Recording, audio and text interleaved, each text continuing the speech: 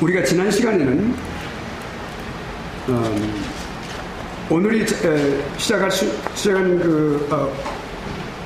부분은 일반적 관점에서의 계시 수단입니다. 그러면 우리가 지난 시간에 특별히 이제 우리가 특별 계시 들어와서 이제 공부를 시작했는데, 우리가 그 일반 계시가 갖고 있는 관계성에 대해서 우리가 공부를 했었죠. 그리고 그 전에도 그 앞에 것도 우리가 생각했습니다. 일반 계시의 그 불충분성이라든지 그것은 구원의 길을 제시하지 못하고 영적 지식을 전해주지 못하는 그러한 그 일반 계시의 그 한계점, 그리고 자연적인 종교, 일반 계시를 기초로 하고 있는 자연적인 계시로서는 만족할 수 없다. 구원에 있어서 만족할 수 있는 그런 길이 아니다. 절대 그런 길을 제시할 수 없다. 이렇게 우리가 공부를 했고요. 그 다음에 일반 계시 중요한 관계성에 대해서는 일반 계시와 이방 세계에서 어떤 관계를 갖고 있냐, 중요한 관계들을 갖고 있습니다. 그래서 이방 세계에서는 일반 계시가 가장 중요한 이방 종교의 가장 기초를 제공해주고 있다. 그렇게 공부를 했고요. 그 다음에 이제 일반 계시와 기독교는 매우 밀접한 관계를 갖고 있다. 이렇게 기독교는 특별 계시에서 특별 은혜에서만 얻는 하나님의 지식을 얻고 있는데 그런 그 기독교와 밀접한 관계를 갖고 있다. 이렇게 공부를 우리가 했습니다. 사실 특별 계시는 일반 계시를 바로 잡아주고 그리고 해석하고 특별 계시와 함께 밀접한 관계를 유지하고 통합하고 해석하는 그런 역할을 하고 있다는 것을 우리가 알 수가 있고요. 그래서 이제 특별 계시 들어와서 먼저 이제 그 특별계시 필요성에서 공부를 했죠. 첫째는 하나님의 그 주권적인 의지 때문에 우리가 필요하다. 이 특별계시는. 그 다음에 우리 구원 때문에, 인간의 구원 때문에, 사람의 구원 때문에 특별계시가 반드시 필요하다. 특별계시는 인간의 구원에 관한 방식을 말씀해 주신 하나님의 말씀을 기초로 한 것이기 때문에, 하나님의 계시이기 때문에 그렇습니다. 그 다음에 세 번째는 하나님의 교회에 반드시 선언해야 될 그런 당위성 그리고 필연성이 있기 때문에 반드시 특별계시가 필요하다. 이렇게 말씀을 세 가지로 했습니다. 그렇다면 이제 우리가 일반적인 관점에서 계시의 수단은 뭐냐, 계시가 어떤 수단을 가지고 그거를 방편이라고 말하는데 쉬운 단어를 사용해서 제가 수단이라고 했습니다. 그래서 이 수단, 일반적인 관점에서 수단은 과연 어떤 수단을 가지고 특별계시가 이제 우리에게 임하고 있느냐 하는 것을 우리가 생각해 보도록 하겠습니다. 사실 이렇게 그러니까 우리가 기독교 계시가 이런 역사적인 종교들, 일반 종교들과 그런 유사한 점이 또한 일치한 점이 있습니다. 그러나 실제로 그것을 어떤 형식으로 전하느냐 하는 면에서는 완전히 정반대입니다. 자, 그러면 우리가 일반적으로 계시 3요소를 한번 생각해 보겠습니다. 일반적으로 이것은 일반 종교를 포함한 모든 일반적인 방법입니다. 그것은 현현이라고 하는 것은 뭐냐면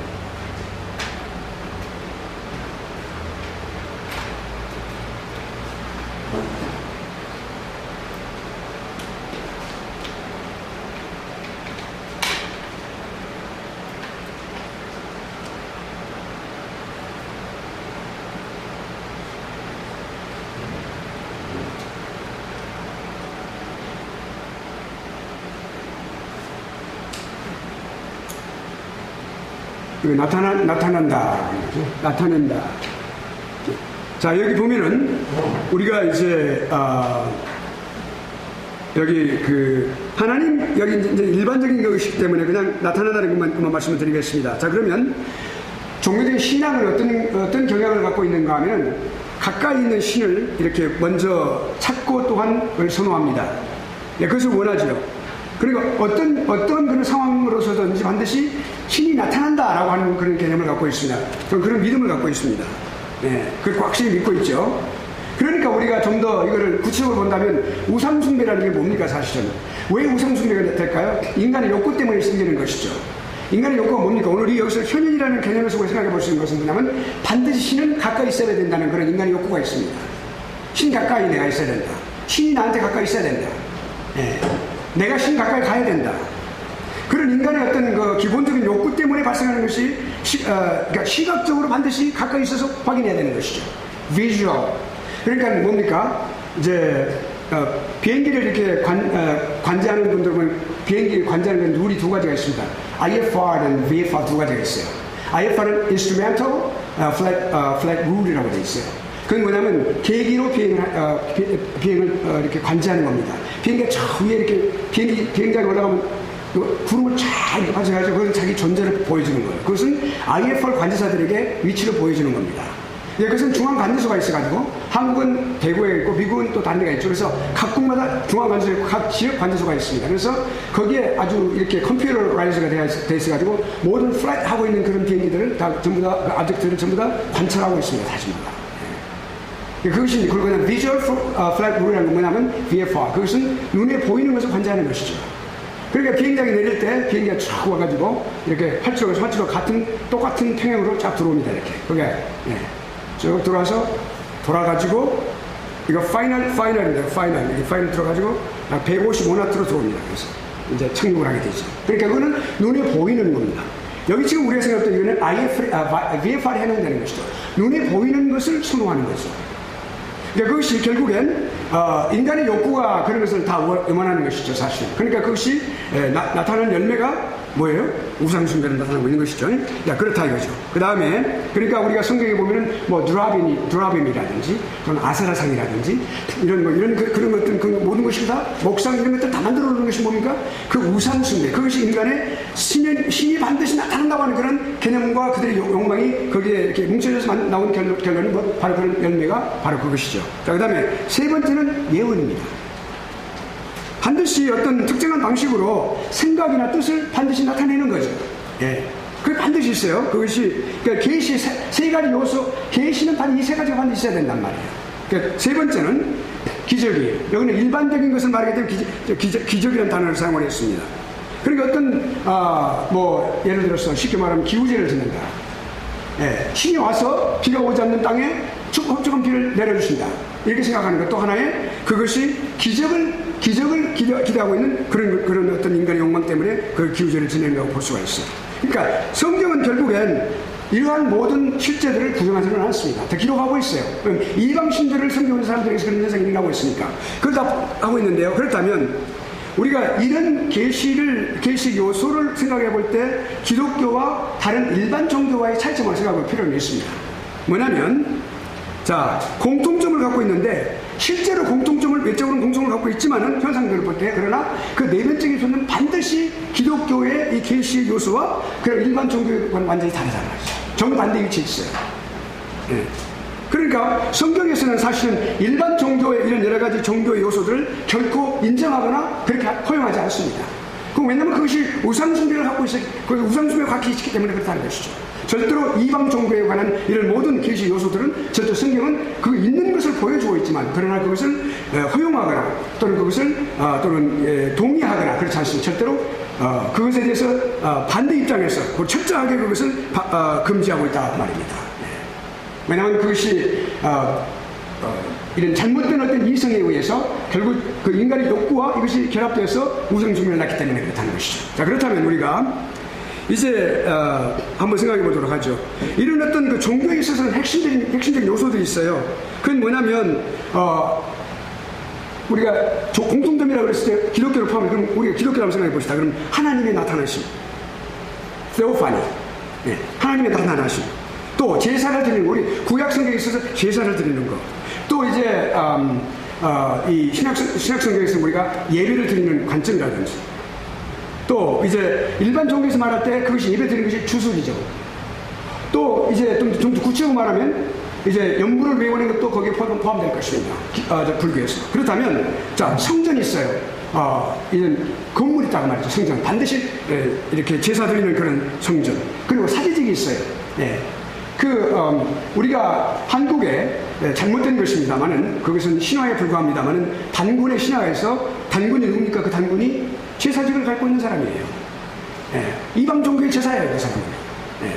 그러면 그런 거라든지 또는 예배드리는 거 이런 것들이 사실은 종교의 핵심적인 요소를 말하는데 기독교가 모든 걸 다 갖고 있어요. 그런데 자, 여기 보면은 이제 우리가 이제 기독교에서 이렇게 볼 때 이방 종교에서 사실은 결국에 나타나는 모든 것들이 그런 어떤 모방에 의한 것이다라고 볼 수가 있어요. 실제로 그들이 소유한 것이 아니라 그들은 원래 실제로 그것이 그들이 갖고 있는 그런 요소는 갖고 있지만 그들이 진정한 신을 모시고 그렇게 예배하고 나타남을 또는 갖게 되고 또는 거기서 예언을 또 이렇게 듣게 되고 하는 그런 모든 것들이 실질인 것은 아니기 때문에 이것은 모방하는 것이다 라고 볼 수가 있는 것이죠. 예. There's a reality. 예, 리얼리티가 아니라고 말입니다.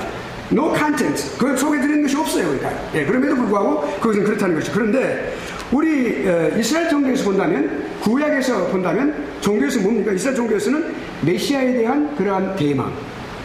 예. 그러니까 그림자가 있어요.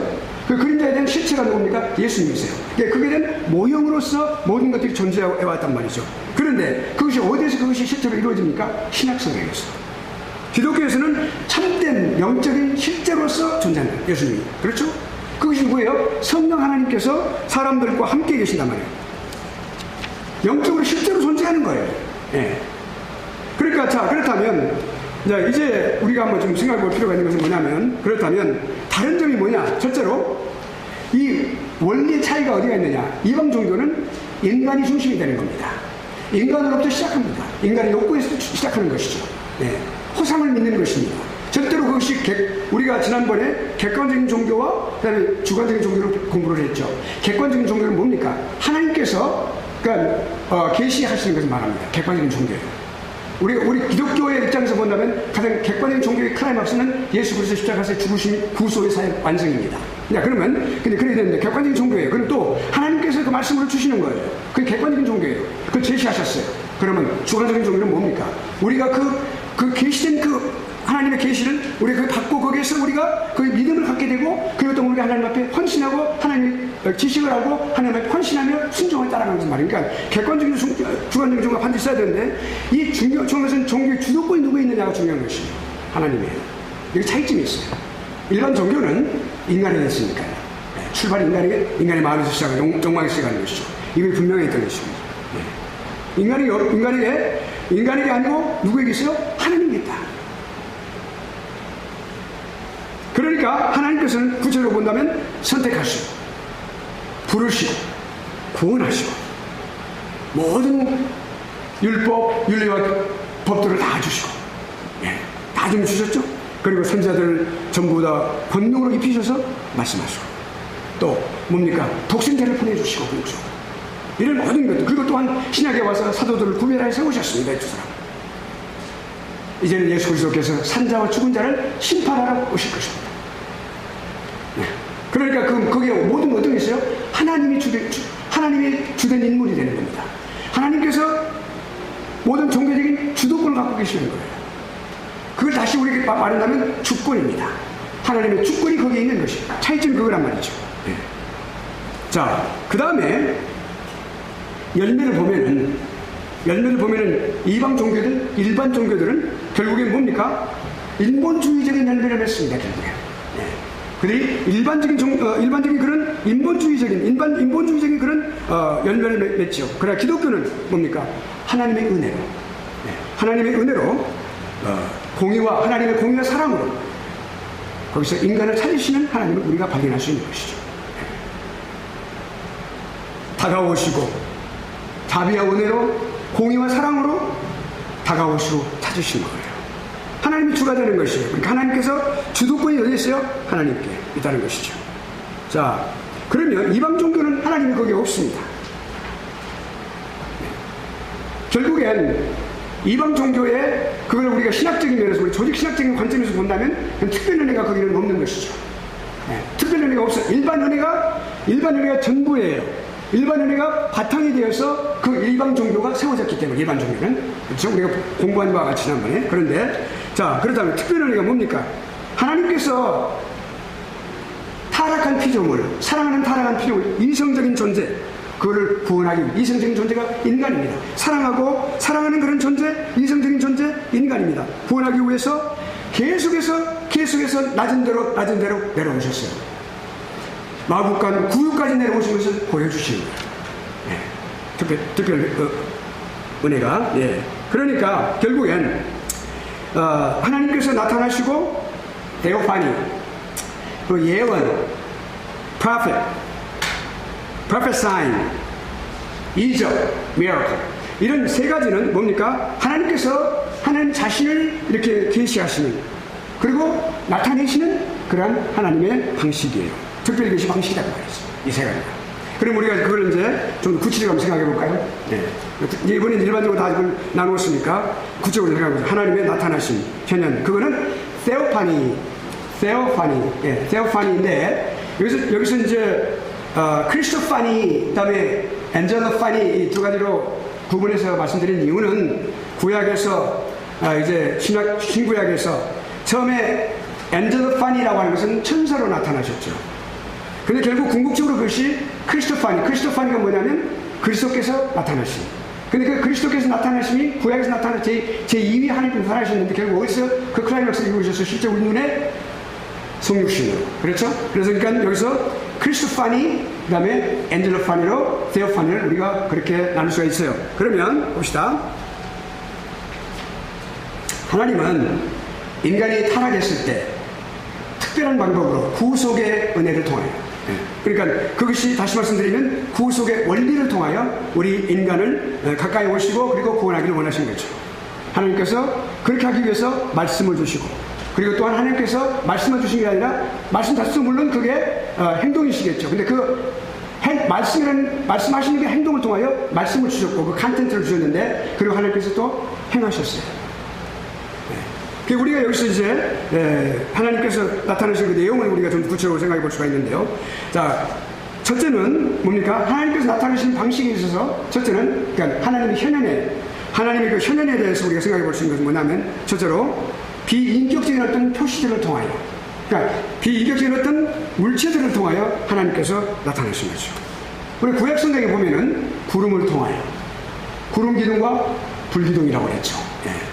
pillar of light, 그러니까 불기둥, 그러니까 fire, 그다음에 불기둥과 그다음에 뭐예요? 구름 기둥, 그러니까 pillar of cloud 이렇게 나타났어요. 그런데 그것은 상징적인 의미가 있지만 실제로 그렇게 나타났어요. 그 실제적인 그런 그러니까 그것은 비인격적인 그런 표시인데요. 비인격적인 그런 것들을 통하여 하나님께서 임재를 나타내시고 실제로 나타내시기 위해서 말씀하셨다고 했어요. 거기에. 그러니까 불 가운데서 나타나시고. 그 가시던 불이 타지 않는 그런 불이 타고 있는 그 사실을 알고 거기서 모세가 하나님의 사실을 여호와라는 사실을 알게 됐어요. 그러면서 하나님께서 신발을 벗으라. 그러니까 어떤 그 감각적인 어떤 인식, 눈을 통하여 만져볼 수 있고, 눈으로 볼 수 있고, 그 체온으로 느낄 수 있는, 체온으로 불기둥이니까 따뜻하죠. 체온으로 느낄 수 있어요. 구름기둥, 그 햇볕을 가려줄 수 있는 그러한 그 몸의 어떤 그런 몸을 보호할 수 있는 그런 것들이 모든 것들을 지키시는 그런 모든 인도하시고, 그러니까 이런 비인격적인 표적들을 말하는 것이죠. 그러니까 어떤 구름이라든지 불이라든지 이런 것도 나타나고 있죠. 그 다음에 인격적인 존재로도 나타나십니다. 자, 하나님께서는 인격적인 존재, 다시 말씀드리면 이와 같이 천사의 존재로 또 실제로 인간의 모습으로 이 땅에 오시는 거죠. 궁극적으로는 인간의 모습으로, 천사도 그러니까 이렇게 인간의 모습으로 오시다가 인간의 모습으로, 그러니까 자 봅시다. 이런 모든 그 구약에 있어서 이거를 특사라고 우리가 envoy, 그러니까 특사라는 그런 표현을 쓰고 있습니다만은, 그러면 거기서 뭐라고 구약에서는 여호와의 사자라는 표현을 쓰고 있죠. 주의 천사, 여호와의 사자, 그거는 특별한 의미가 있습니다. 이거는 하나님께서, 천사는 피조물입니다. 그럼 어떻게 해서 이게 특별한 의미가 있느냐? 그것은 천사는 피조물인데 그 천사라는 인격적인 그런 존재를 통하여 나타나신 바로 제2위 하나님. 그러니까 3위 하나님 가운데 제2위 하나님 뭐예요? 예수님, 그리스도. 그러니까 그리스도가, 그러니까 그래서 여기서 크리스토파니가 여기 해당이 되는 것이죠. 그러니까 인격적인 계시를 말하는 거예요. 인격적인 계시. 인격적인 존재로 나타나신 거죠. 그러니까 능력 또는 구원과 복 또는 경배와 예배, 이런 것들의 전과 그런 것에 있어서 사람들 가운데서 발생하신 바로 하나님의 나타나심이에요. 이해하시겠어요? 그러니까 자, 거기에 나타난 이 특별한 특사, 여호와의 사자라고 하는 그런 표현을 되어 있는 모든 것을 분명히 잘 기억해야 됩니다. 여기는 뭡니까? 하나님과 동일시되는 거예요. 제2위 하나님이세요. 예수님. 그러니까 필요에 따라서 이렇게 구약시대에 나타난 하나님께서 이제 실제로 이제 성육신 하실 때 거기서 실제 우리 사람 몸에 분명한 인간의 입을 머무시고 참 하나님이시고 참 인간의 몸으로 나타나신 거죠. 여기 한번 말라기 한번 찾아봅시다. 말라기서 3장 1절 한번 찾아볼까요?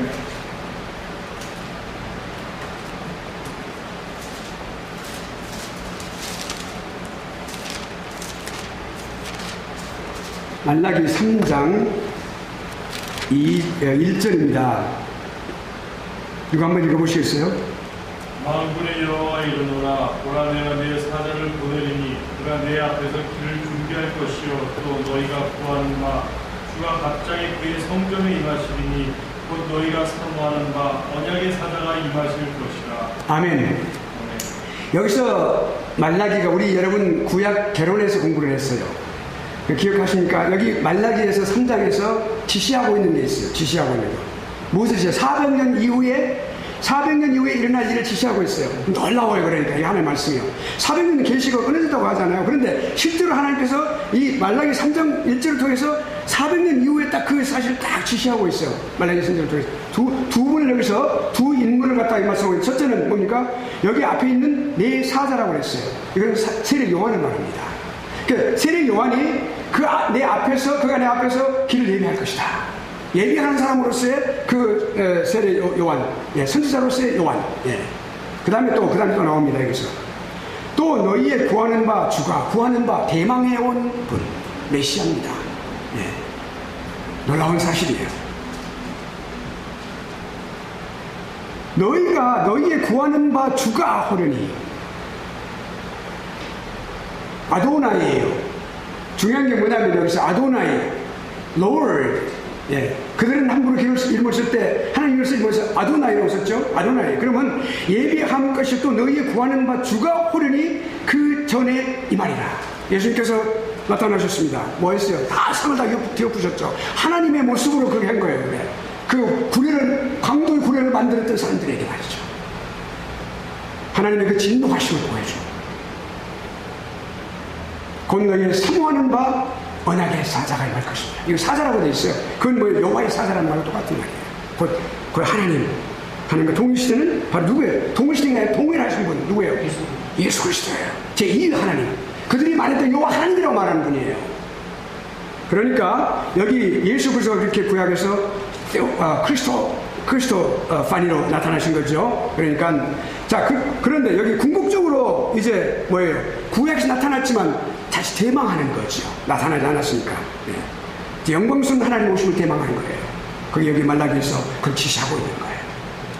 그 다음에 메시아를 대망하는 거죠. 그 다음에 이제 그리스도를 통해 나타나신 이 그리스도는 이제 실제로 참 하나님이시고 참 인간이신 바로 예수 그리스도의 모습으로, 예, 성령으로 잉태하셔서 이 땅에 오신 바로 예수 그리스도, 그분을 나타내는 거죠. 하나님의 나타나시면 그리스도에게서 뭐예요? 최고의 클라이막스를 이루었어요.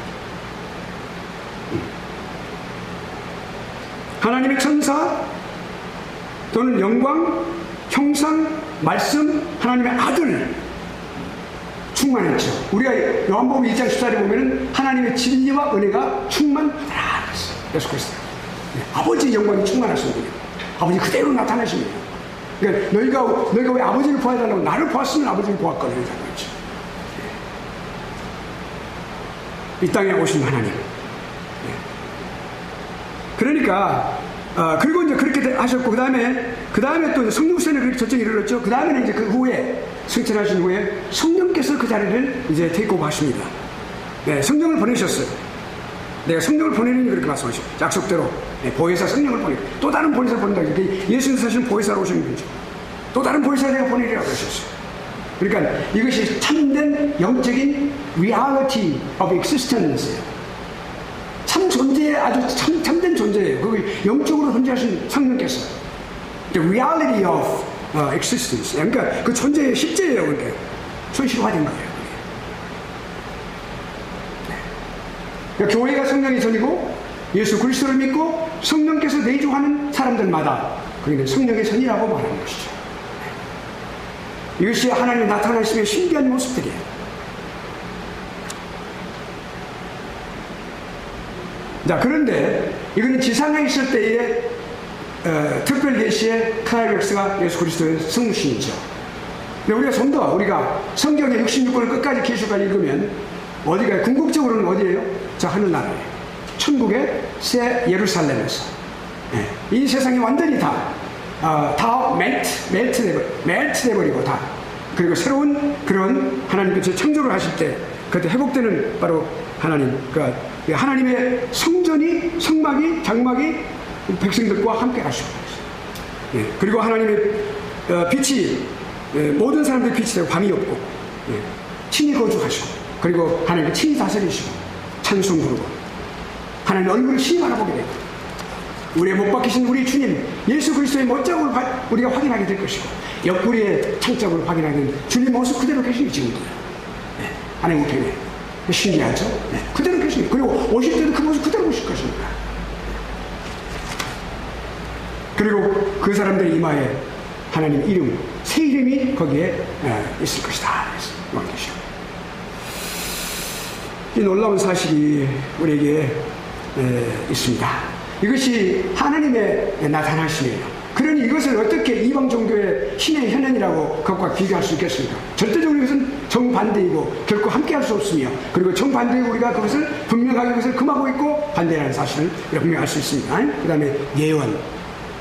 예언은 이제 하나님께서 우리가 하나님께서 이렇게 갖고 계시는 계획, 하나님께 갖고 계시는 어떤 생각, 하나님께 갖고 계시는 모든 것들을 하나님의 뜻 그리고 하나님이 원하시는 바 예정하시는 모든 것들을 뭘요? 인간의 언어로 전달하는 거예요.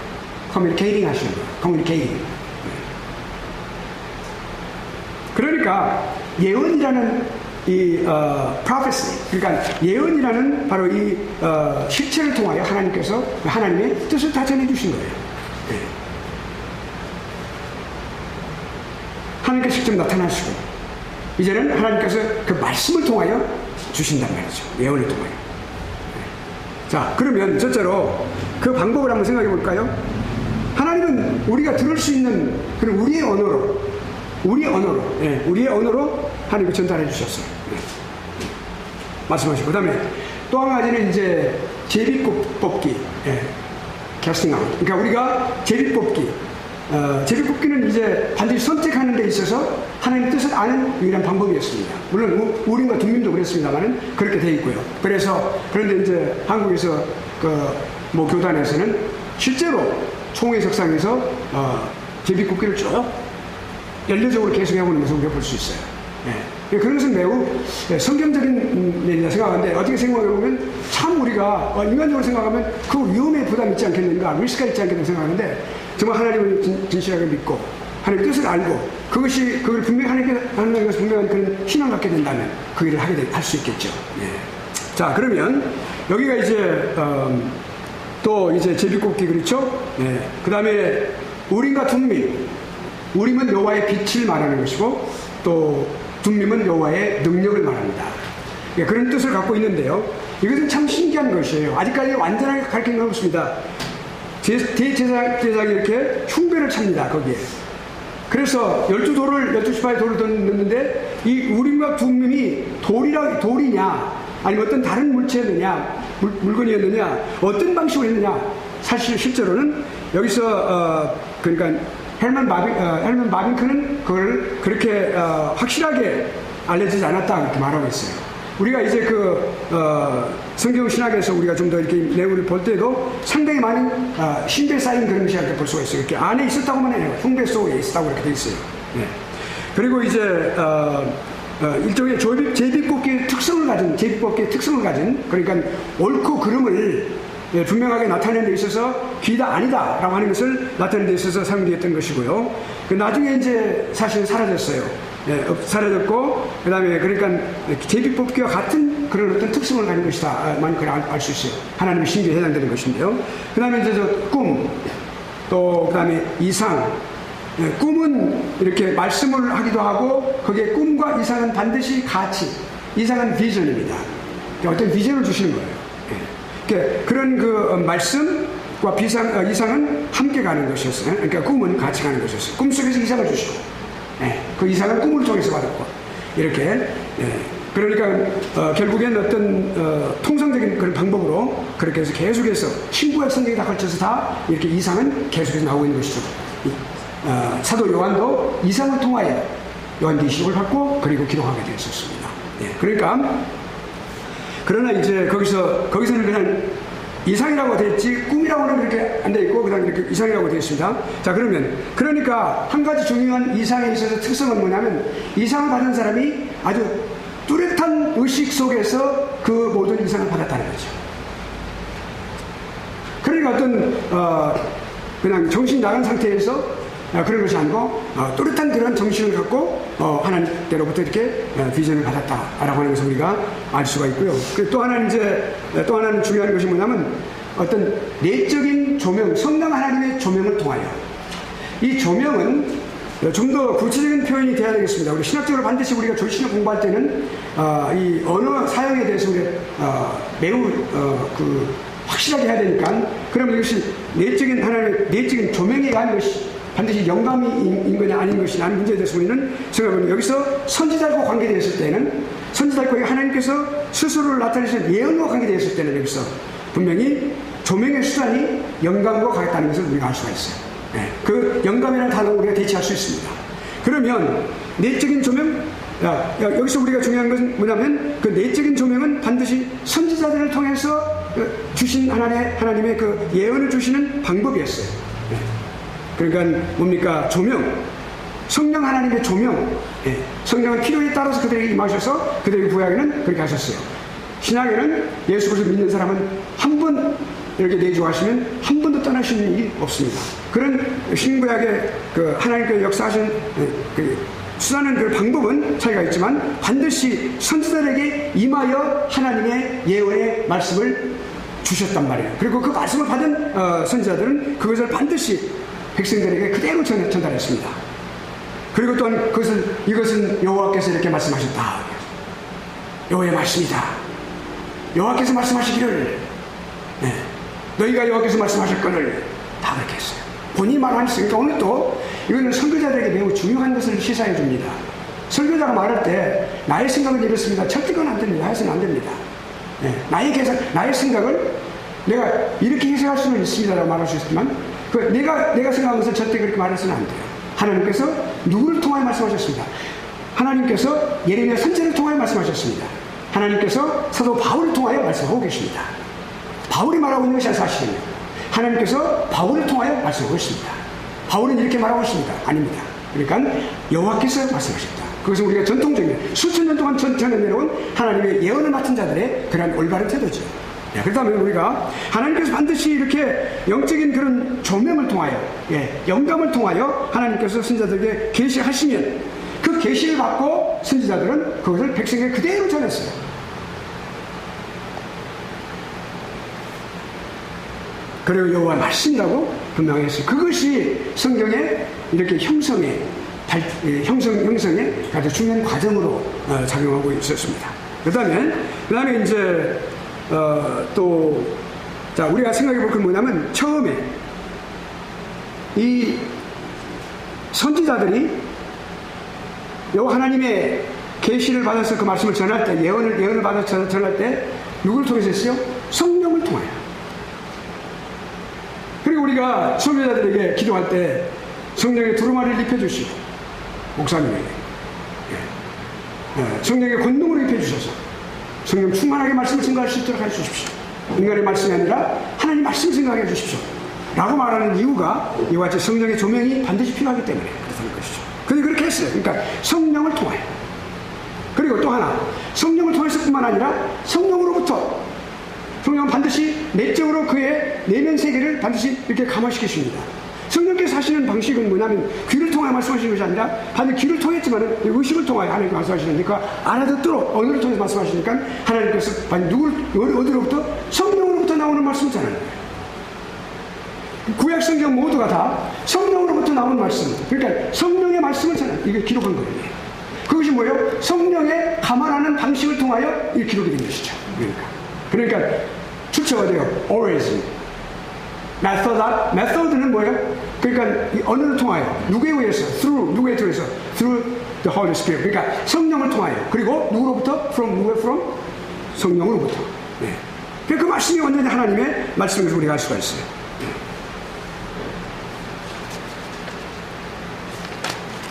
그러니까 여기 중요한 말이 있습니다. 자, 한번 봅시다. 조명은 하나의 방식입니다. 조명은, 성령의 조명은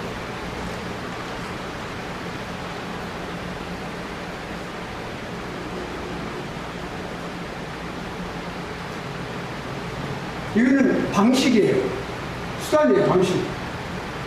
아니, 그러니까 수단이 아니라 방식입니다. 수단 아닙니다. 방식, 어떤 방법으로 하느냐. 그래서 성령이 조명하시는 동안. 그런데, 그 다음에, 여기 지금, 조금 전에 말씀드린 대로 여기, 이제 지금 하나님의 계시, 예언, 그러니까 계시인데 그것이 예언은, 이거는 내용이에요. 예. 내용이, 컨텐츠를 말해요. 방식을 말해요. 그러니까 성령의 조명을 통하여, 성령의 조명이라는 방식을 통하여 하나님께서 이렇게 하셨고, 그 내용은 뭐냐면 바로 계시와 예언이 그 내용이에요. 그러니까.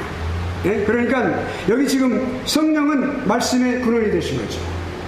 그러니까 성령으로부터 나온 말씀, 예언은 성령으로부터 나왔으니까 성령 하나님이 말씀의 근원이 되신 겁니다. 그리고 여기 이제 중요한 유대교에서는 성령을 단지 조명의 근원으로 보지 아니하고 뭘로요? 계시와 예언의 근원으로 보고 있어요. 이 두 가지 같아서 설명해 드린 겁니다. 네. 그러니까 이 두 가지 다 성령의 조명, 그럼 계시와 예언, 이것은 매우 중요한 그런 근원에 해당된다. 방식이지만 사실은 이 모든 것이 결국엔 뭐예요? 예언의 근원에 해당됩니다. 성령 하나님. 네. 그러니까 우리가 성령 하나님을 뭐예요? 바로 예언과 계시의 근원이다. 그러니까 성부 하나님은 성자 하나님 안에서, 성자 안에서, 예수 그리스도 안에서 성령을 통하여 하십니다. 지난번에 공부했죠? 네. 하나님께 하신 방법은 예수 그리스도 안에서 성령을 통하여 하시기 때문에, 성령으로 하시기 때문에. 네. 그렇습니다. 그러니까 삼위 하나님이 하시는 일이죠. 그러니까 하나님이 근원이 되신다는 거죠. 그 다음에 일곱째는 여기 지금 조금 전에 말씀하신 이해하시겠어요? 네. 질문 있으면 지금 하세요. 그 다음에 일곱째 신약성경. 아까 이제 구약성경에서 지금 말씀하셨는데 선지자와 관계되어서 신약성경은 구약의 선지자들이 다 전부가 다 뭡니까? 하나님의 영 곧 성령으로부터 성령에 의해서 말했다고 설명하고 있어요. 여기 한번 사도행전 28장 25장 봅시다. 우리가 한번 읽어보시죠.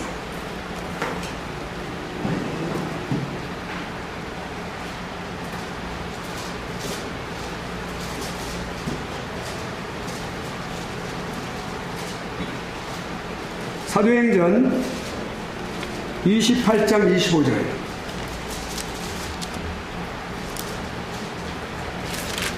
제가 빨리 쓰느라고 조금 어쩌가 지난번 하나 있었는데 제가 조금 전에 말씀 못 드렸는데 잠깐만 봅시다. 자, 예, 사도행전 28장 25절 한번 읽어보시겠어요? 서로 맞지 아니하여 손들일 때 바울이 한 말로 일러 가로되 성령 선지자 이사야로 너희 조상들에게 말씀하신 것이 없다. 예, 여기 보니까 성령이 선지자 이사야로 너희 조상들에게 말씀하신 것이 없더라. 그러니까 선지자를 사용하셔서 성령이 직접 말씀하신 걸 말합니다. 하나만 더 찾아보죠. 베드로전서 1장 21절, 아니 1장 11절 그런 전서입니다.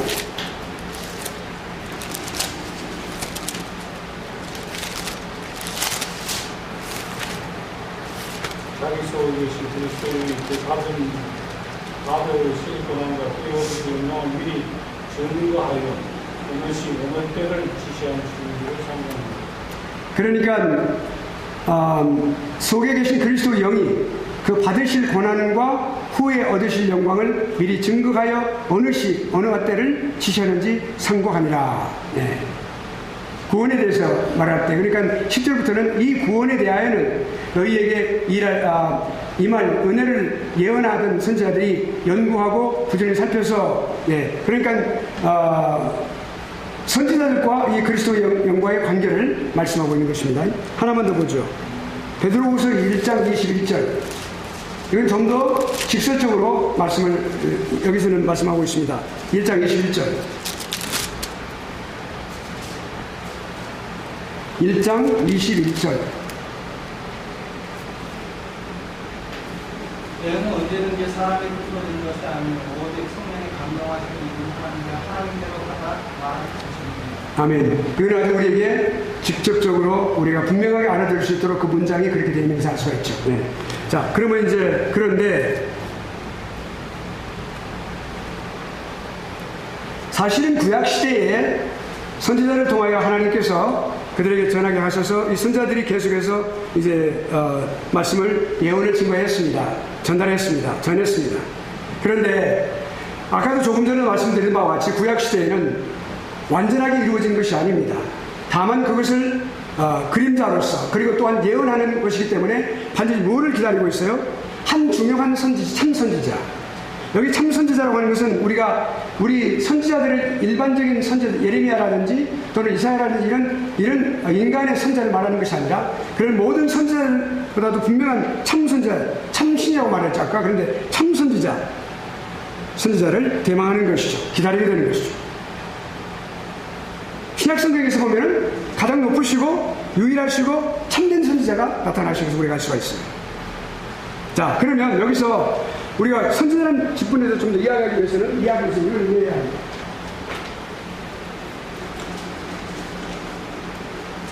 우리가 지난번에 기독론에서 우리 공부를 했죠. 그리스도의 삼종직.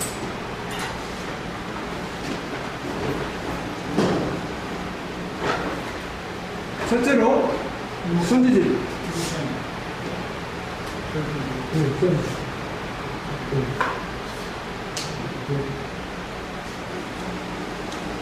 첫째로 선지자.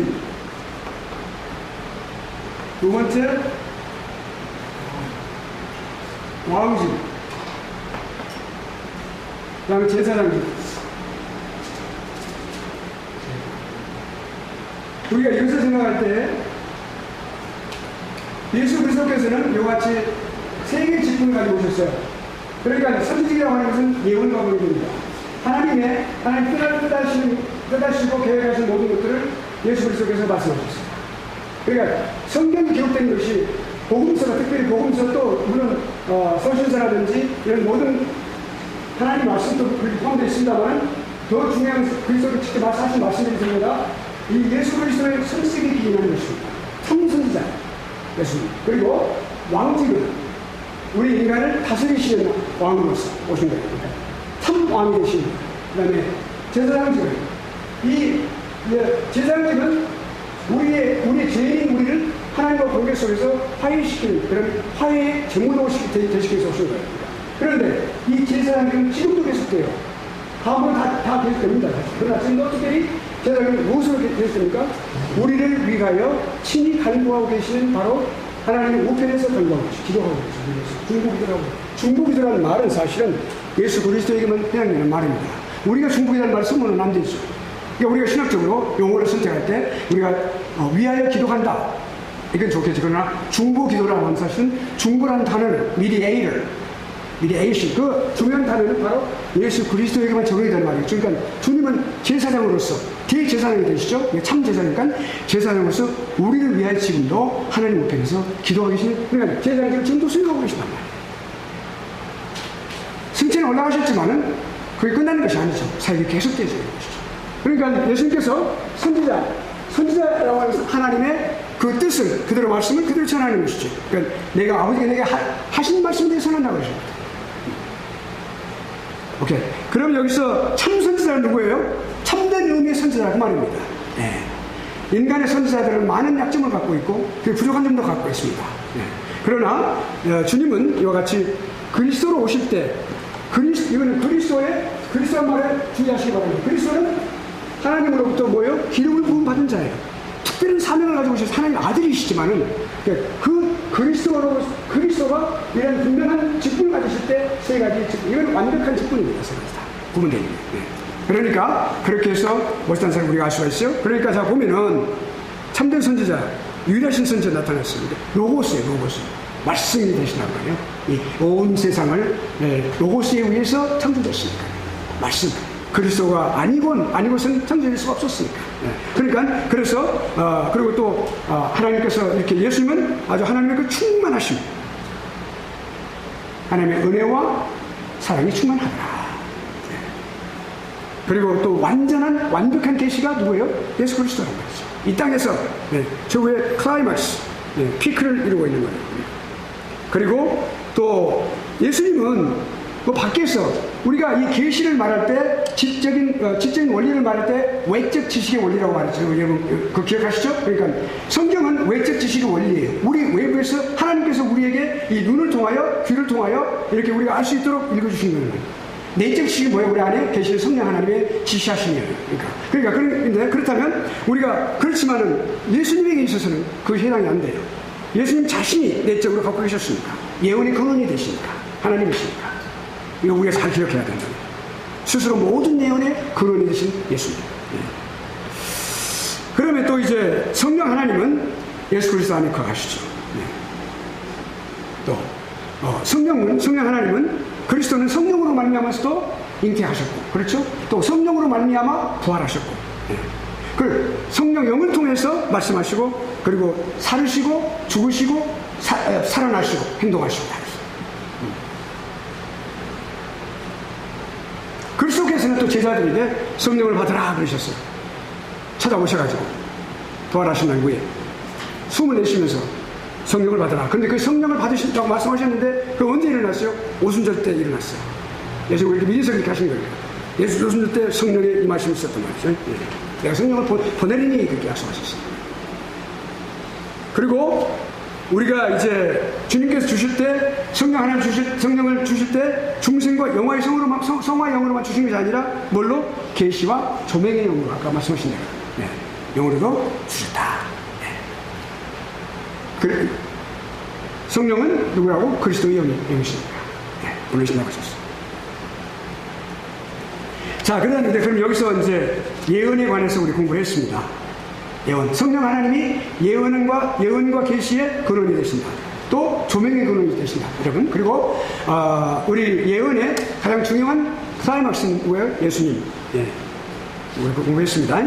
그 다음에 이제 또 여기 이적에 대해서 이제 하나님께서는 이렇게 실제로 나타나시고, 그 다음에 예언의 말씀으로 말씀하시고, 그 다음에 뭐예요?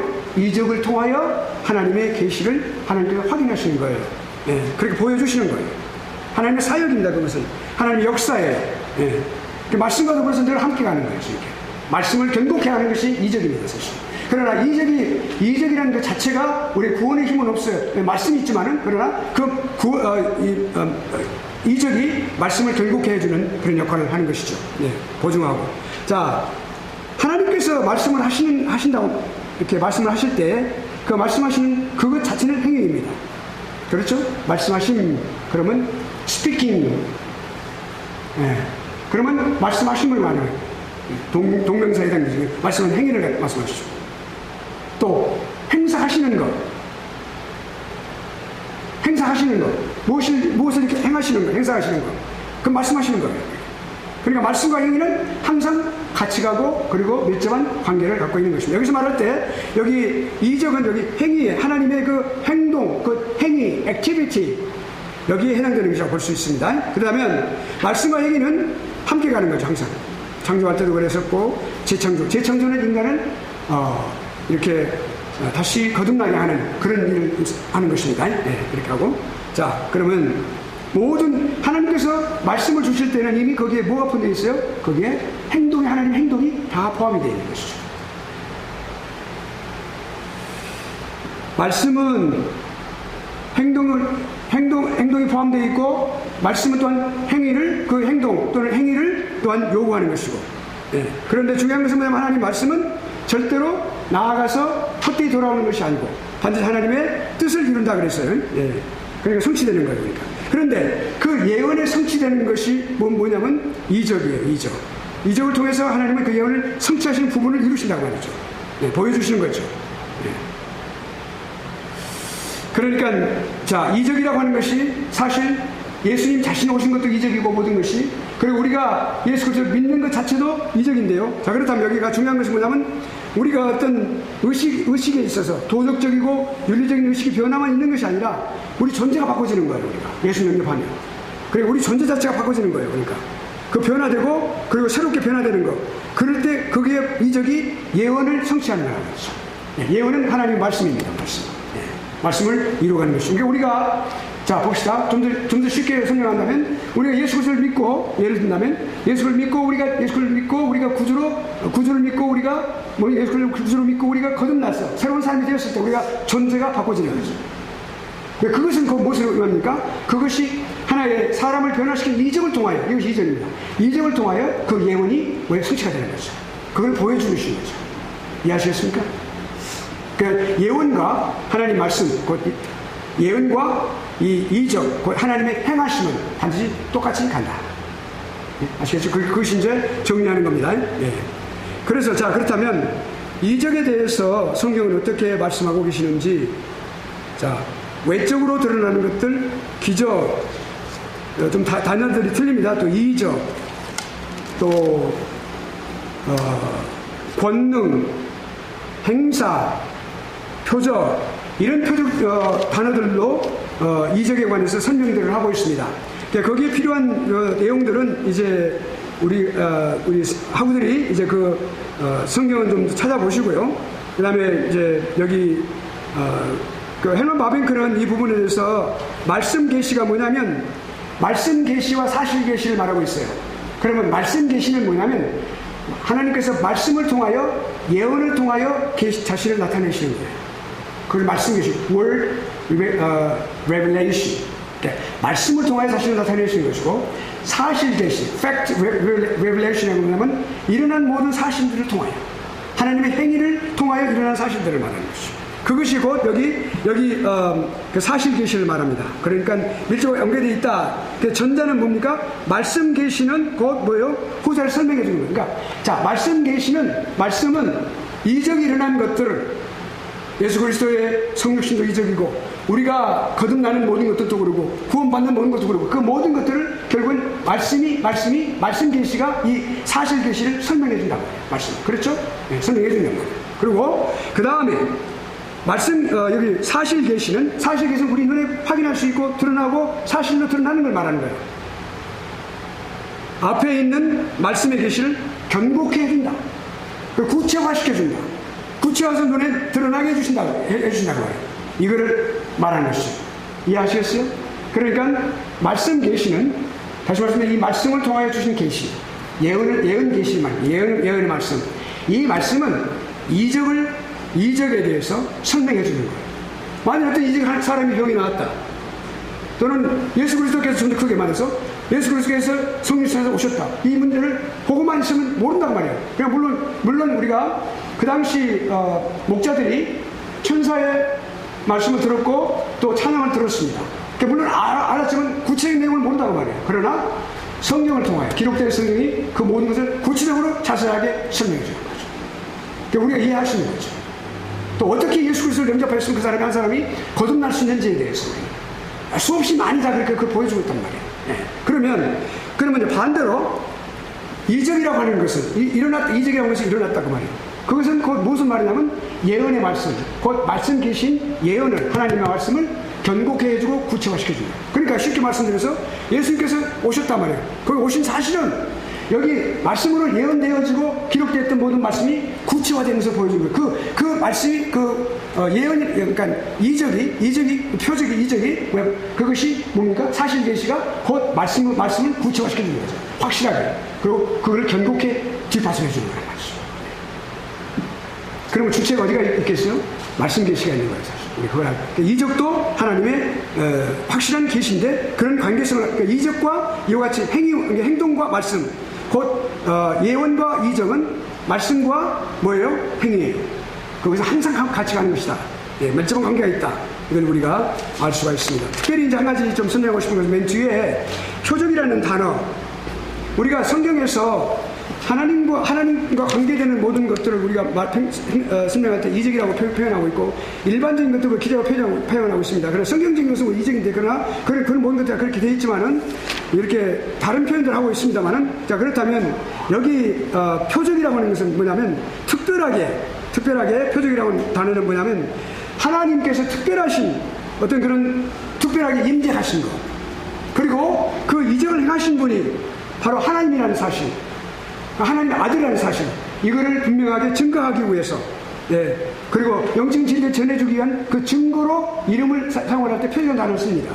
그 표적은 요한복음에서는 약 7번의 큰 표적이 나타나고 있어요. 예수 그리스도의 자신을 계시하신 거예요. 예수님이 하나님이시고 하나님 아들이심을 분명하게 요한복음에서, 그때 요한은 특별히 이 말을 표적이라는 단어를 쓰고 있습니다. 단순한 이적이 아니고, 예. 그건 뭐냐면 예수 그리스도께서 하나님의 아들이심을 분명하게 증거하고, 하나님이신 바로 그분이 그 이적의 현장에 계셨다는 사실을 증거하기 위해서 그러는 거예요. 그러니까 요한복음의 가장 중요한 그 대상은 뭡니까? 이 세상 사람들이에요. 이 세상 사람들한테 종으로서 예수님이 아니고, 또는 왕으로서 예수님이 아니고, 이스라엘 백성도 왕이 되겠지만, 그러나 이 세상 사람들은 누구예요? 하나님의 아들이심을 분명하게 증거해야 되니까.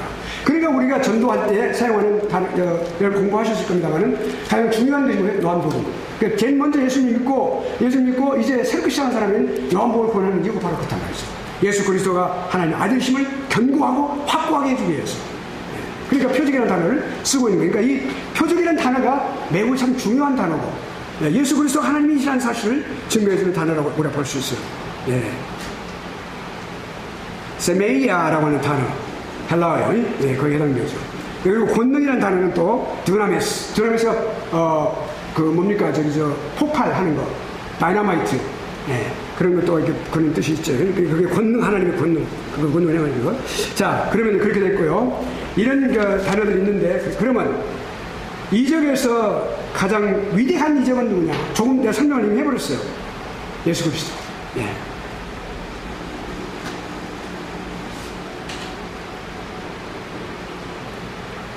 이적은 어디서 시작됐을까요? 이적은 어디서 시작됐어요? 창조에서부터. 그렇죠? 창조에서 시작했어요. 창조 자체가 이적이에요, 하나님. 네.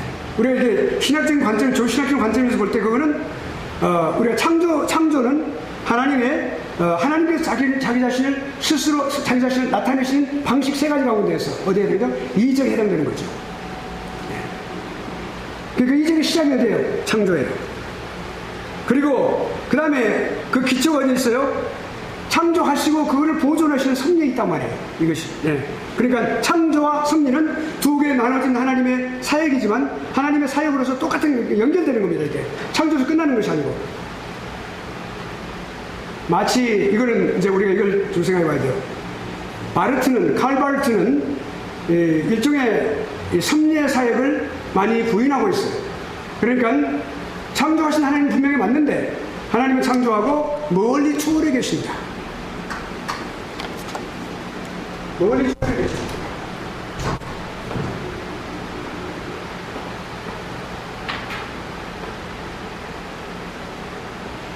인류의 역사가 있습니다. 하나님께서 착 오셔가지고 여기 인류 역사를 만드셨어요. 시간의 개념을 만드시 시작하셨어요. 그리고는 가셨다. 여기 계신다.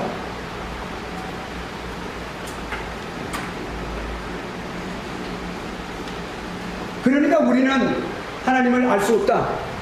초월하신 하나님이기 때문에 알 수 없다 이렇게 말해요. 그러나 우리는 초월하신 하나님이 분명히 하늘에 계셨어요. 그러나 우리는 내재한 하나님도 믿어요. 하나님 내재서 초월서 그러니까 하나님께서 창조하시고 그 후로 보존하시는 이 하나님의 섭리가 어디에 있어요?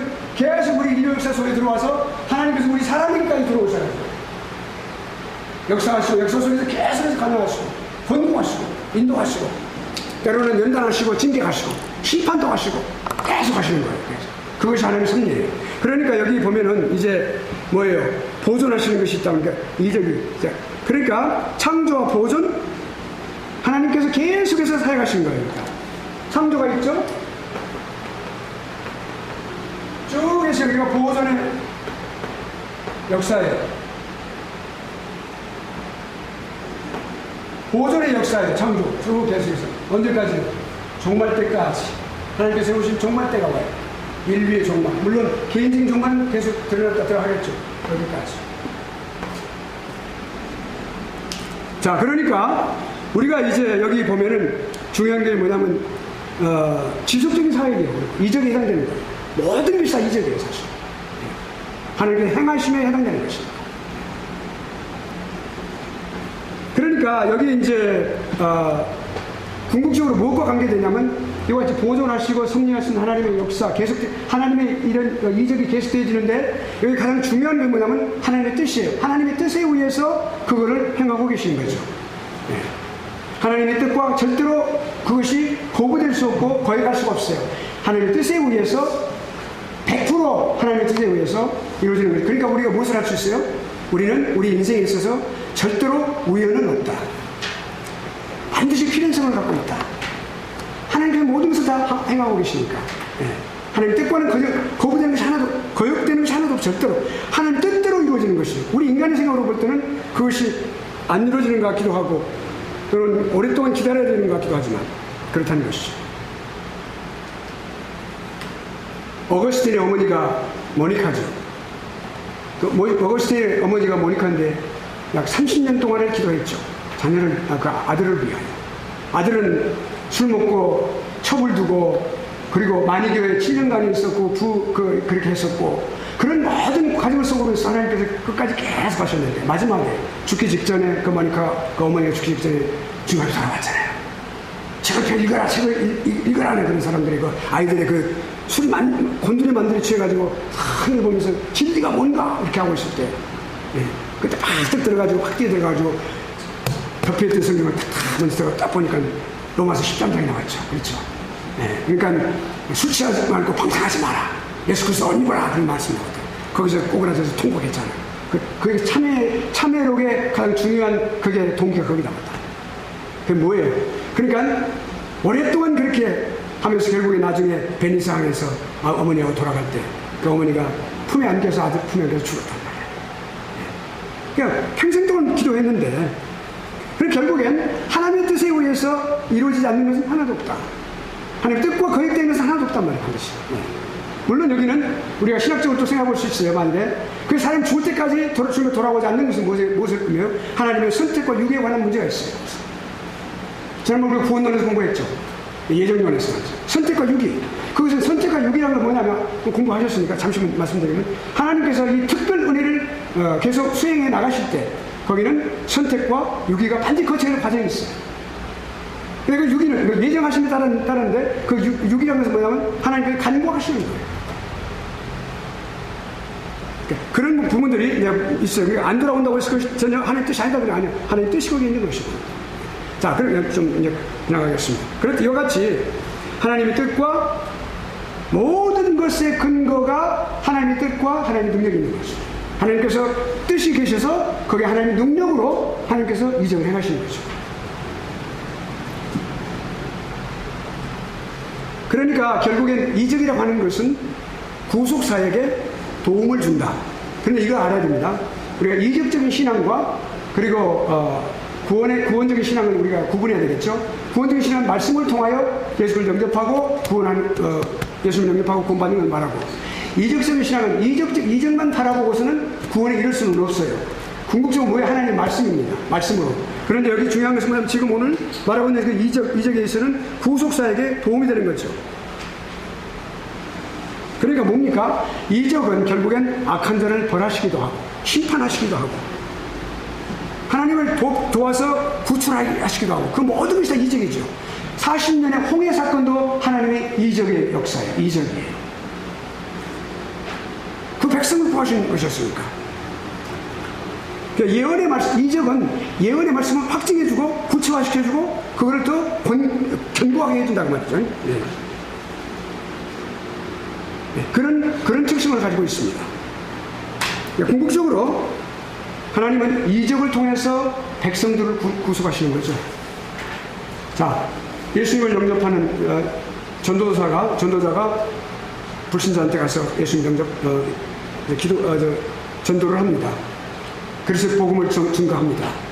증거했을 때 약 5분부터 어쨌든 20분까지 걸리겠죠? 증거합니다. 그때 앞에 사람이 아무 소리가 없어요. 그래서 딱 보이 들어보니까 눈물을 쭉 흘리면서 숨을 못 쉬고 있는 거예요. 그건 뭘 말합니까? 그것은 놀라운 이적이에요. 예. 하나님 그 사람 구원하신 이적이란 말이죠. 그 이적이 그 사람이 예수를 영접할 바로 그 이적 그 자체가 하나님의 말씀, 이제 복음을 증거해서 그 복음을 구체화시켜주고 그리고 또 그것을 견고해준다고 말이에요. 예. 백성을 구원하시는 이적을 통해서 세일을 향하시고 궁극적으로는 새하늘과 새 땅 저기 올 것입니다. 이적으로 다 지나갈 것입니다. 이 땅에서 우리는 그렇게 하나님의 이적을 통하여 하시는 일을 모든 일을 우리가 보고 그리고 느끼고 살아가는 것입니다. 말씀과 함께. 성경에 기록된 이적들 가운데서 가장 중요하고 정점에 이른 것은 뭡니까? 예수 그리스도의 성육신이에요. 성육신이 가장 위대한 하나님의 이적이다 하는 말씀드린 대로. 그리고 그 성육신이 모든 이적, 성경에 기록된 모든 하나님의 이적 가운데서 가장 중심에 있어요. 모든 이적은 다 어디로 모여져? 예수 그리스도의 성육신에다 모아지는 거예요. 구약에서 모든 이적들도 결국 어디로 가요? 예수 그리스도의 성육신에 그리스도의 나타나심이 있단 말이에요. 초림에 있단 말이에요. 그걸 다 좀 지시하고 있어요. 다 그림자들이 돼가지고 실체를 다 보여주고 있단 말이에요. 그러니까 우리가 신구약 성경을 공부할 때 예수 그리스도의 오실 메시아에 대해서 우리가 다 보여준다는 사실 생각하면 이 구약 성경이 다 해석이 되어지는 거예요. 그리고 드러난 예수님, 나타나신 예수님, 이적의 정점에 계신 예수님.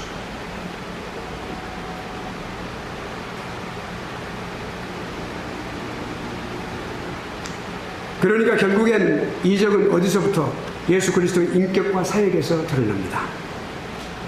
그러니까 하나님 중심의 계시예요. 하나님 중심적인 계시예요. 다른 모든 계시들이 뭐예요? 어디로? 예수 그리스도를 중심으로 모이게 되는 거죠. 나중에 이제 만물을 회복하시는 그런 때가 오게 될 것입니다. 그러니까 이것이 가장 위대하신 이적이신 예수 그리스도에 대한 우리가 설명을 했습니다. 자, 그러면 여기까지 혹시 질문 있으신가요? 질문을 했을 때, 질문을 없을 때는 두 가지라고 그랬죠.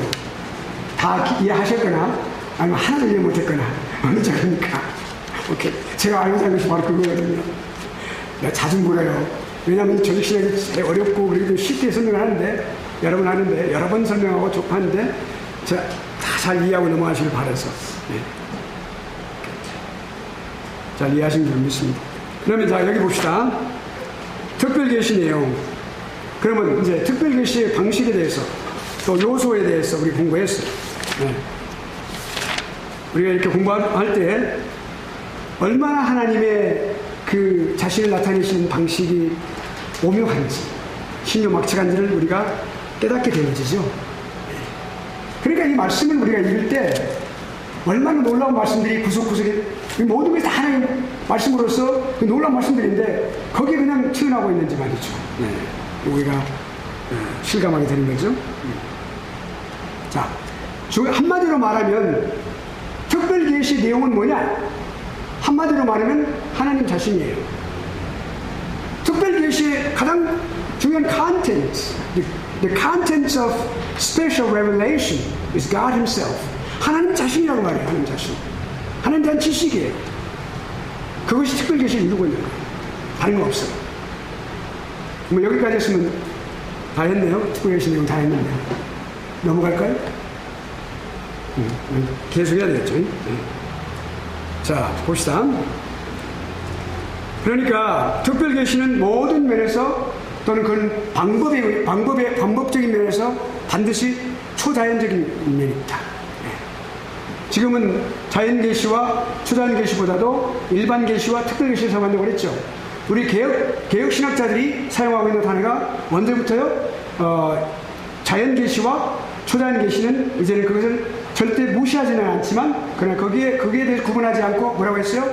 특별 계시와 일반 계시라는 단어를 사용해서 거기 하고 있다는 거죠. 네. 그러니까 그러나 이 특별 계시는 뭐요? 초자연적인 거예요. 네. 그런 성격을 갖고 있어요. 네. 모든 면에서 모든 방식에 있어서.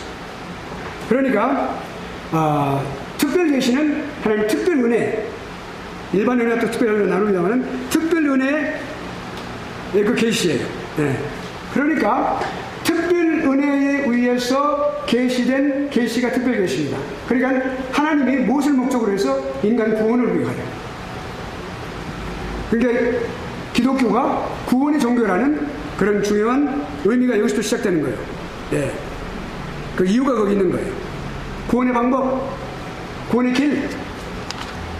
특별 계시는 구원의 방법, 구원의 길. 하나님께서 그 죄인을 구원하시는 구원의 길, 그걸 제시하시는 거예요. 네. 그 하나님의 나타내심이에요. 하나님께 그걸 나타내 주시는 거예요. 네. 자, 차이점을 볼까? 일반 계시와 우리가 공부했어요. 그렇지만 여기서 이제 한번 다시 한번부터 이 특별 계시의 주 안점을 두고 우리가 한번 차이점을 생각해 보면, 일반 계시는 하나님이 신성이 나타나죠. 신성이란 말은 여기 이제 여기 보면은 신성이라고 해서 theotes라는 단어를 사용하게 되는데, 로마서 1장 20절 한번 볼까요? 로마서 1장 20절 한번 볼까요? 로마서 1장 20절. 하나님의 신성. theotes. 스트레스가 O에 있습니다. 예.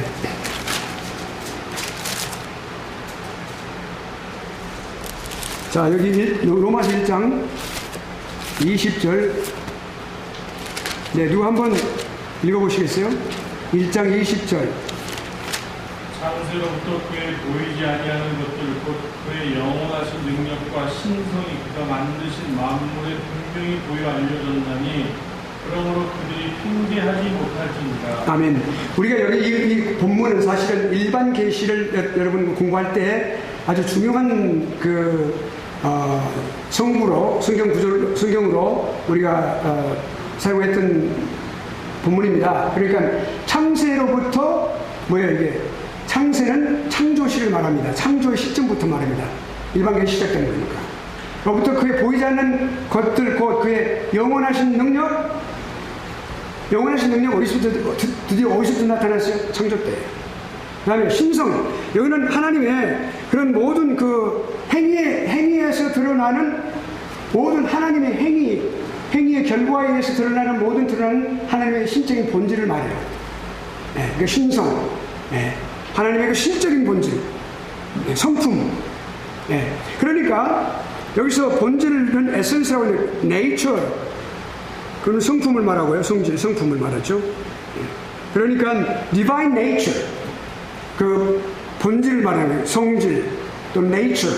네, 그 성품을 나타내는 것인데요. 그 신성은 그러니까 하나님의 행위에 나타난 신적인 본질이에요. 그러니까 하나님께서 분명히 하나님이시라고 하는 그런 본질을 드러내는 거란 말이에요. 그것이 어디서부터 나타나요? 일반 계시에 나타나 있어요. 보면은 그렇게 나타났다. 놀라운 것이. 제가 예물을 들을 때 천둥 번개를 예를 들었죠. 천둥은 그거는 인간으로 하여금 죄의식을 깨닫게 하는 그런 의미는 있다. 그러나 그것이 구원의 길을 제시를 못한다 그래서 일반 계시 불충분성에서 설명했습니다만, 자, 천둥을 들을 때 그 놀라운 어미한 그런 어떤 그냥 단순한 일반인들은 그 자연의 어떤 위험이라고 말할 수 있어요. 그러나 우리 믿는 사람 입장에서 생각했던 하나님의 그 놀라우신 신성을 보여주는 거예요. 쓰나미 같은 거. 이 위대한 자연의 모습을 볼 때 하나님의 그 놀라우신 신적인 본질을 거기 볼 수가 있단 말이에요. 그러니까 거기 또한 하나님의 그 절대적인 어떤 능력, 절대로 인간이 그것을 파괴할 수 없는, IS라는 그 나쁜 사람들이 유적을 계속 파괴하고 있죠. 인간이 만들어놓은 그 유적은 파괴할 수 있지만 하나님께 만들어준 것들은 파괴할 수 없어요. 그들을 볼 때 아주 조그마한 개미에 불과하단 말이에요. 지구로 볼 때 말이죠. 하나의 그 뭡니까? 아주 먼지에 불과하단 말이에요. 그런 존재란 말이에요. 하나님의 그 놀라우신 절대적인 능력을 볼 수 있어요. 단 한 번도 지구에게 충돌해서 달하고 지구가 충돌한 적도 없고 수금지 한번부터 1000명, 이 9가지 별들이 충돌해 본 적이 없어요. 그 하나님이 놀라우신 능력을, 절대적인 능력을 보여주는 거예요. 일반 계시에서도 무한한 지혜. 어떻게 하나님께서 우리 인간 코를 구멍을 아래로 해놓으셨을까? 이거에서 빗물 다 들어간단 말이에요. 그리고 눈썹을 이렇게 다 해가지고 어떻게 하셨을까? 수염도 이렇게 밖으로 나가게 해놨습니다. 여기 이거 해놓은 것은 뭐예요? 이게 다 물이 다 빨리 나겠구나. 이런 놀라운 것이 생명적인 것들을 통해서 볼 때 말이죠. 그것만뿐만 아니에요. 사계절이 있는 것을 통해서 볼 때. 그게 다 드러나는 거예요. 그러나 그렇지만 거기에 대해서 우리가 특별 계시는 더 분명한 것 한 가지를 보여주고 계십니다. 그것은 분명히 함유하고 있어요. 그렇지만 특별 계시는 하나님의 그런 어떤 인격적인 구별됨을 통해 가지고 무엇을 해요? 하나님 그 신적인 구속의 섭리, 하나님께서 이 죄인들을 어떻게, 하나님께서 어떻게 그 죄인들을 그들을 담당하시고 그들을 보시고 그들을 향하여 어떻게 구원의 손길을 펼치시고 어떻게 그들을 구원하기 위해서 여기까지 내려오셨는지 이거 보여주신 거예요. 그 하나님의 구속의 섭리가 나타납니다. 반드시 특별 계시 안에서만 나타나는 거예요. 구원을 위하여, 인간 구원을 위하여 주신 것이 특별 계시이기 때문에. 또 그렇지만 그것만 말씀하는 것이 아니라 하나님의 자비로우시고, 오늘 또 우리가 아까 막신 목사가 했습니다. 얼마나 놀라운 하나님의 자비로우시기 때문에 우리가 가슴이 벅찹니까? 은혜로우신 아버지. 그 은혜라는 단어를 생각할 때 아버지를 떠올리면 은혜라는 단어가 딱 떠오르잖아요. 모든 것이 은혜인데 말이죠. 자비로우신 아버지. 불쌍하고, 아니 잘못했는데도 불구하고 긍휼을 베푸시는 하나님. 오래 참으시는 아버지. 그런 것들이 나타나요. 하나님 성품이 말이죠. 그것은 사실은 이런 성품들은 어디와 관계 있어요? 거룩하신 성품도 나타나고 공의의 하나님 나타나요. 이게 뭐가 관계예요? 인간의 구원과 관계되는 거예요. 공의로운 하나님, 예수 그리스도의 죽으심을 반드시 필연적으로 했던 하나님의 공의가 있어요. 그걸 통하여, 그 구속 사역을 완성하심을 통하여 우리에게 구속의 놀라운 길을 열어주신 거 하나님 사랑이죠. 은혜죠. 다 있어요. 그게 뭐가 관계돼요? 반드시 특별히는 반드시 인간의 구속과 관계됩니다. 이것이 특별계시와 일반 계시의 차이점, 특별 계시와 일반 계시의 차이점이 이제 서두에서 그렇게 이야기를 했습니다. 그럼 구체적으로 한번 들어가 봅시다. 이 특별 계시는 역사적인 계시입니다. 그런데 여러분 오해하지 마세요. 역사적인 계시라고 그러니까 우리가 일반 계시 역사를 공부했잖아요. 일반 계시는 역사적인 게 있다 그랬어요. 그러나 여기서 말하는 이 역사적인 계시란 말은 역사 속에서 특별 계시 점진성을 말하는 거예요. 우리가 특별 계시의 점진성. progressive를 말하는 거예요. 그러니까 그 특별 계시의 점진성. 처음부터 예수 그리스도가 나타나시지 않았어요. 며칠 년 후에 구약이 다 끝나고 36권의 모든 절들이 다 기록된 후에, 그리고 400년이 지난 후에 예수님이 나타나신 거죠. 그렇죠? 생각하잖아요. 그러니까 처음부터 이 특별 계시는 뚜렷하게 나타나는 게 아니라 점진적으로 점점 더 명료하게 그렇게 나타나는 겁니다. 그것이 점진성인데 역사 속에서 점진적으로 나타났다는 것이 곧 여기 특별 계시가 역사적인 계시라는 이유가 거든요. 그것이 일반 계시에서 역사성을 갖고 있다는 건 아닙니다. 역사 속에서, 그러니까 일반 계시는 역사 속에서 존재해 왔다, 그걸 말하는 것이었고, 여기서 말하는 역사적 계시는 역사 속에서 점진적으로 특별 계시가 발전하여 두드러지게 나타난다. 그 하나님은 이미 모든 것을 갖고 계시하시는데 그것이 점진적으로 점점 뚜렷하게 나타난다는 말씀을 의미하는 것이죠. 역사적인 성격을 띠고 있다고 말입니다. 그러니까 아주 여러 세기들 벌써 뭡니까 구약도 모세가 1400 죄송합니다. 손으로 이거 아니죠. BC 1446년부터 시작해가지고 1406년이 끝났죠. 그리고 1486년, 그러니까 어디입니까? BC 1440년이면 예수님 오실 때까지 1400년의 기간 동안에 점진적으로 드러났어. 결국엔 그것이 뭐예요? 궁극적으로 계속 대망하고 손짓하고 가르치고 그리고 그럴 때로서 수없이 많은 사람들을 해고 말씀하시고 난 이후에 많은 이스라엘 백성들을 그렇게 깨닫게 하신 후에 그러고 나서 주님께서 성수하신 거죠. 네. 어때 30분이 다 됐네요? 이제 아니 근데 아까 제가 설교했으니까 1시간 해야 되잖아요. 1시간 해야 되죠. 그러면 제가 한 5분만 더 할까요? 예, 예. 만약에 그럼 원죄가 없었다면 예. 특별계시 없는 겁니다. 딴 형태로 나타납니다. 네, 그것은 assumption이라고 해서 가정인데 일종의 이제 전제라고 해서 presupposition에 해당되는 건데요. 그러나 하나님의 예정에서는 그런 presupposition은 없습니다. 다시 말씀드리면 그런 가정이 없습니다. 예. 그러니까 하나님은 이미 반드시 그렇게 그걸 다 예정하고 계셨으니까요. 예. 그러니까 그것은 우리가 반대로 그건 우리가 해볼 수 있어요. 우리가 왜냐하면 하나님께 우리 이성적인 그런 전제를 주셨으니까 우리가 해볼 수 있죠. 만일에 거기에 아담과 이브가 아니고 다른 뭐 예를 들어서 뭐 갈렙과 여호수아가 거기 있었다면 그런 일으로 나타나서 그건 가정도 해볼겠죠. 그건 당연히 그렇게 해볼 수 있는데 그러나 그런 부분에 대해서는 하나님의 말씀, 하나님의 예정에 있어서는 그런 가정은 없습니다. 이해하시겠어요? 네. 다른 말씀. 그러니까 우리가 반드시 이 모든 것이 하나님의 뜻과 거부되고 반대되어지고 하는 것은 없다. 거부되어지는 것도 반드시 하나님의 뜻에 의해서 이루어지고 하나님의 예정하심에 의해서 그것이 이루어졌다는 사실을 우리가 믿는 것이죠. 예, 그렇습니까? 그럼 특별계시를 설명하기 위해서 지금 일반계시라는 게 대두가 되는 겁니다. 이론적으로. 그렇지는 않습니다. 하나님께서 이제 목적은 그런 것은 아니죠. 방금 말씀드린 대로 하나님의 존재하심과 그리고 하나님의 권능과 신성을 드러내시는 거죠. 이 일반 세계에서. 네. 그러니까 우리가 이제 이 조직신학에서 특별계시의 필요성에 대해서 공부를 할 때 그 중에 하나가 일반 계시가 충분하지 않다는 것, 불충분성으로 공부를 했죠.